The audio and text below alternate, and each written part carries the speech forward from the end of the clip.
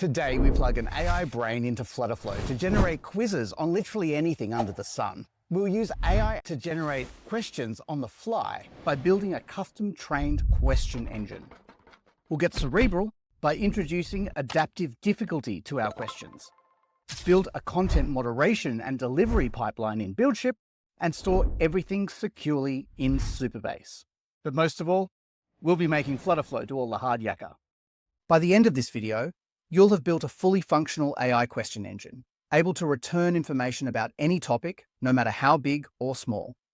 We're using the example of a quiz here, but this exact approach could just as easily power employee onboarding modules, compliance training, product knowledge checks, or even customer self-service flows.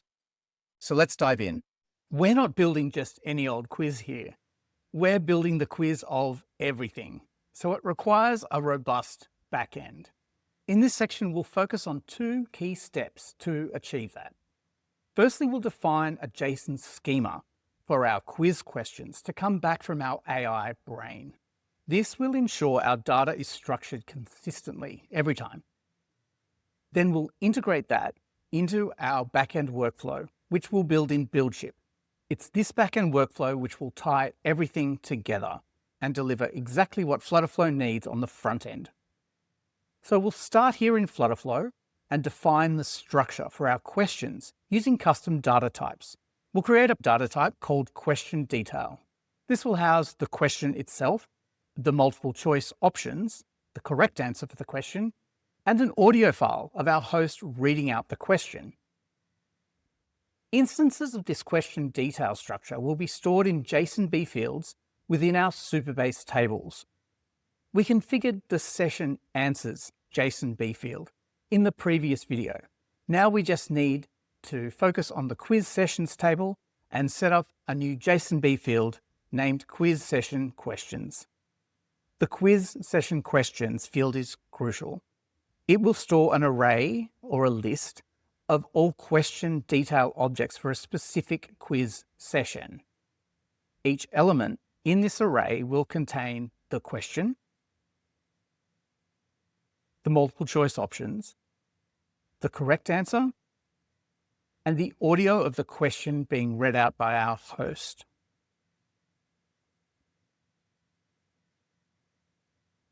Don't stress, I promise it will all become clear.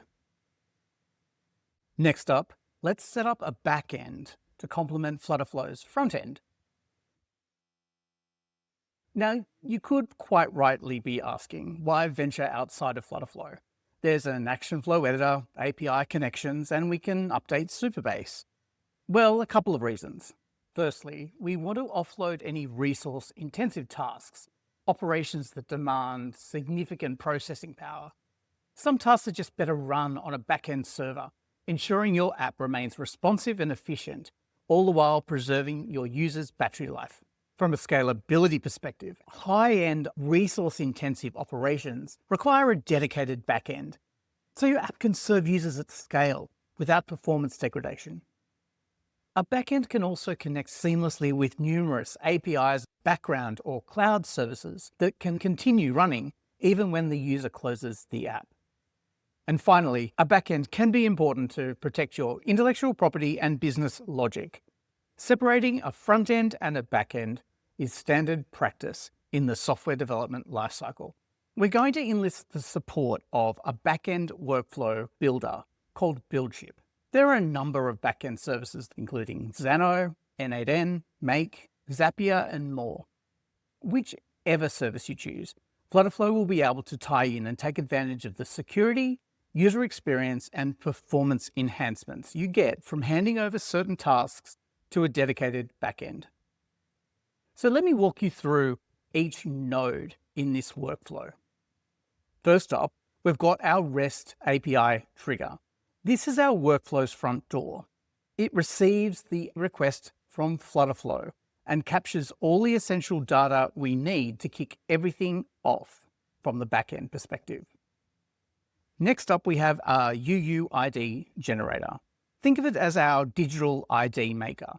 It's going to create a unique identifier to help us keep track of the particular quiz session that we're talking about. Super important for keeping everything organized. Next up, the brains of the operation. Our web search AI node from OpenAI is where the magic really starts happening. It takes our user's topic, goes away and researches it, and returns our quiz. It's like having a super smart research assistant / quizmaster at your fingertips. This node will return a JSON schema that's identical to the data type we've already set up in FlutterFlow, so it'll connect in perfectly.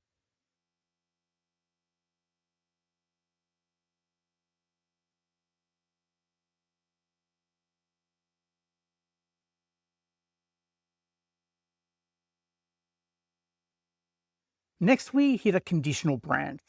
This particular conditional checks if our user has audio on or off. If they have it off, we won't worry about creating audio of our host. Next, we go into parallel processing mode. This is a multitasking node that helps us run multiple operations simultaneously. It speeds up operations by running tasks that can run at the same time. They're not dependent on each other. This is where we're going to enlist 11 labs to bring our host to life, but more on that in the next video.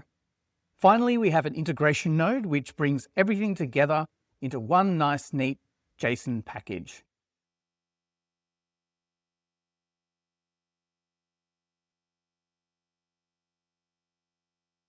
Then we update Supabase to keep our database in sync.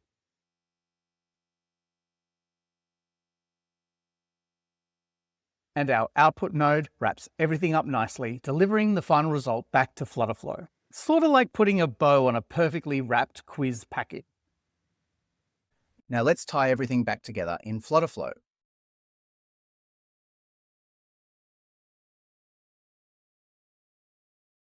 Everything kicks off when our user hits the Play Now button.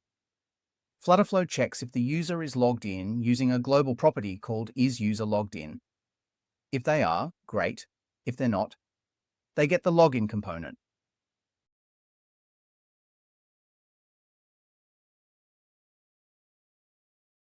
We've made this non-dismissible, so the user has to log in before playing.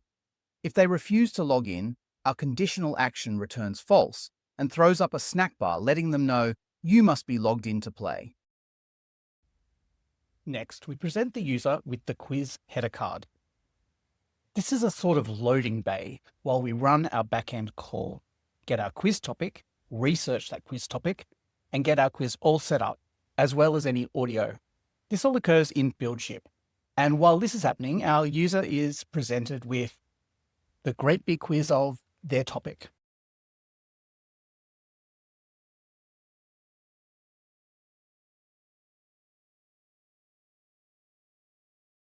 Next, we'll kick off our Buildship workflow with an API call. We'll need to send it these variables: the topic,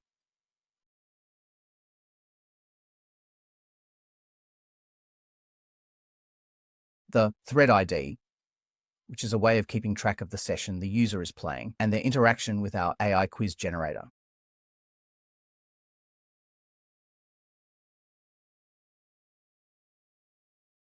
An audio boolean, depending on if the user is playing with sound or not, so we know if we need to generate audio of our host.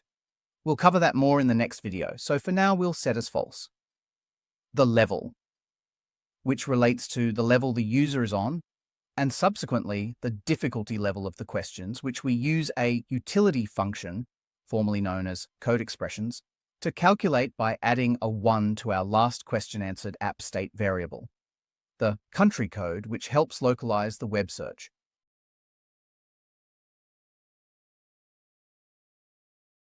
Finally, we also need to send the user ID of our authenticated user. When our Buildship workflow completes, it adds a new row for us into our Supabase quiz sessions table and sends us back an ID of that row.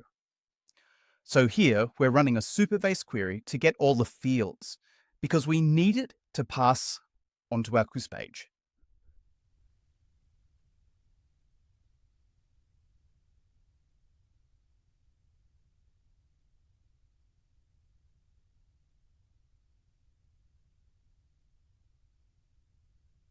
We can then dismiss our custom dialog and get the user started on their quiz. We just need to send it the output from our Supabase query, which is the first row it returns back.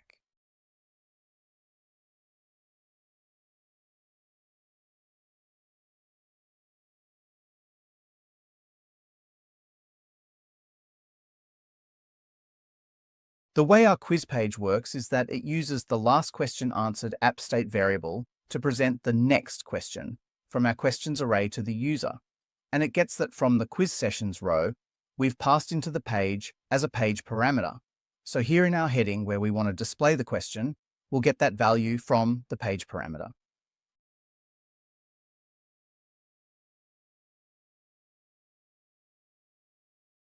It's in our quiz sessions questions JSON, which we have stored as a data type, which allows us to access the questions field.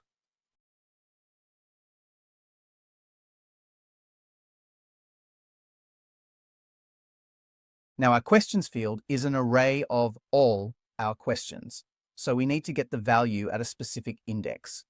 This index will be equal to the value we're at according to our last question answered app state variable.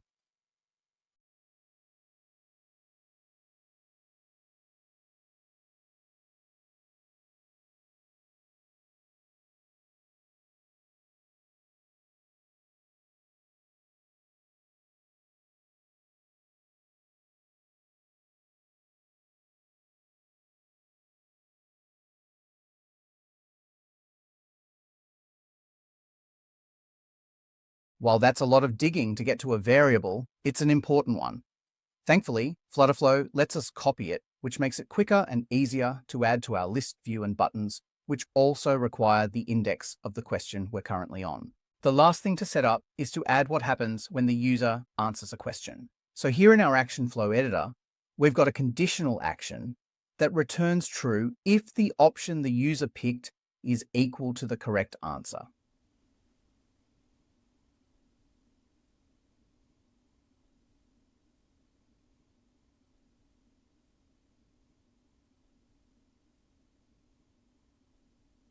If it is, we update our session answers table, which keeps track of each question the user has answered. We create a new Supabase row with these fields. Is correct, a boolean depending on if the question was correct or not. Answered at, which is equal to the current time, a global variable. The session ID, which we get from our page parameter. And question details, which is the question's index we're on as a data type.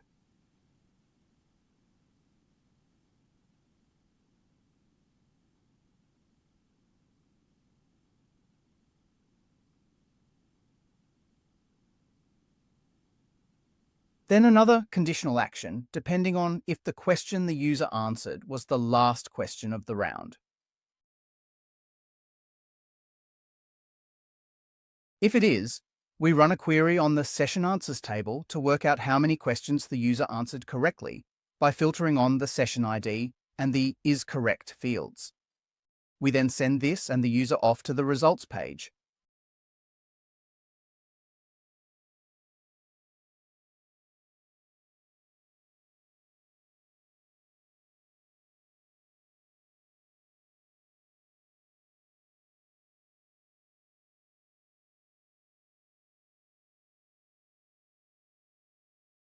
If it's not, the user is presented with the next question in the round.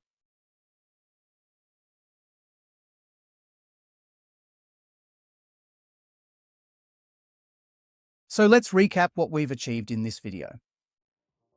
We've set up an AI-powered workflow that takes in a user's topic, goes away and researches it, and then produces a bespoke quiz that our user can play through, all saved safely in Supabase.